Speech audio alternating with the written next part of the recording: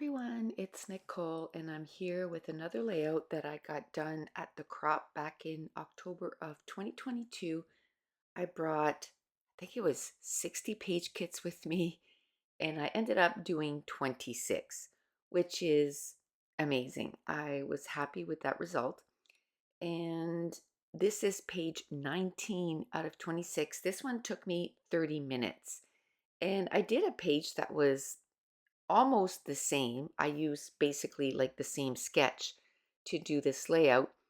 And because you're using different photos, because you're using different papers, different embellishments, it's going to look different. I just love this sketch and I wanted to make sure that I had, a couple uses for this sketch. Now, another thing is if you see that arrow, this is something that I had to pre-plan and cut at home with my silhouette before I went. And I like doing that. When I go to crops, I used to bring my silhouette. No. If with a little bit of planning, usually when you sign up for crops and things like that, it's well enough in advance that you can prepare for it. So very rarely, I mean, usually it's the day crops you'll find out at the last minute and you kind of maybe sign up for it and you go. Well, then you kind of go with what you have and you just go for it.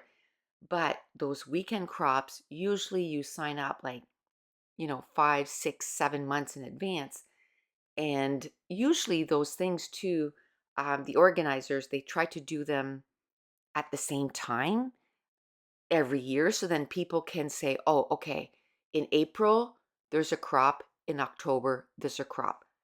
Same as, it kind of brings it up. My scrapathon, every March, there's a scrapathon, and every October. So that's going on right now. So if you haven't signed up for it, oh my goodness, I am loving the pages that I'm doing and the techniques. And every time I think, I don't know if I'll be able to, you know, come up with different techniques or different things to do for each page. But every time I go in my scrap room, I start going through my stuff and saying, what can I use? What kind of things is being um, neglected in my room.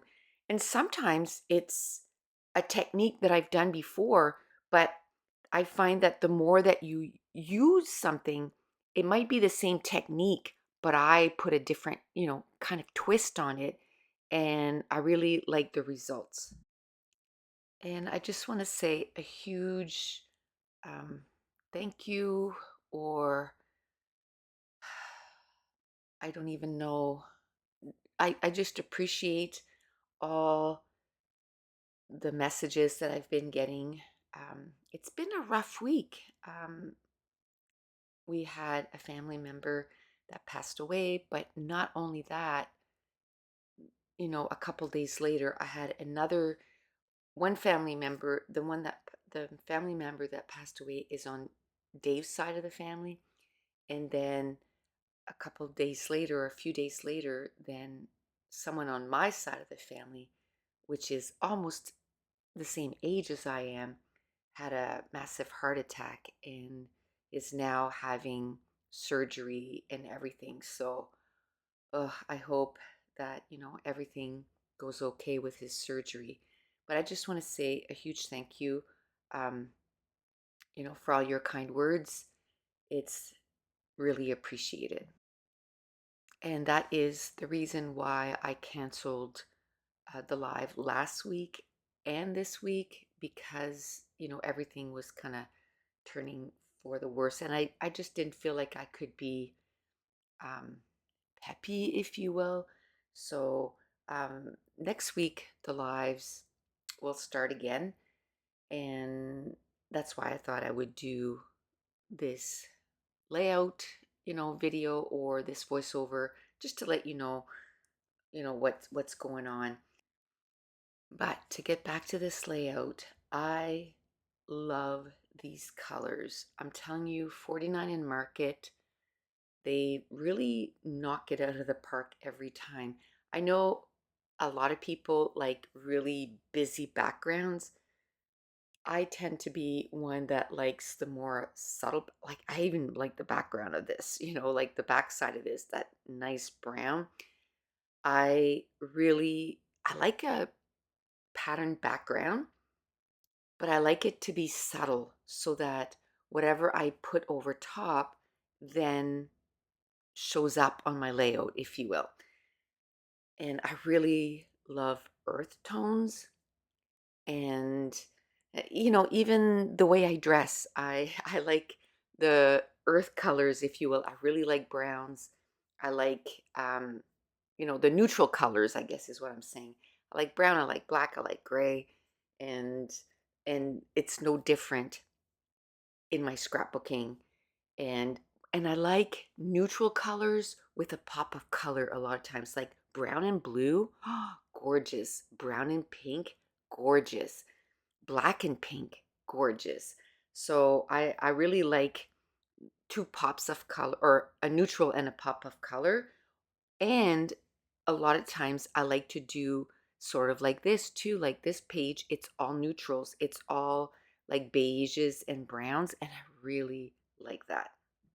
Now let's talk a little bit about, what this page is about, and it's picnics.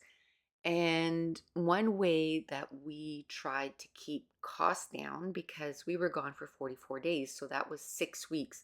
So if you went to a restaurant for 3 meals a day, every day, that would significantly bring up your cost of your trip.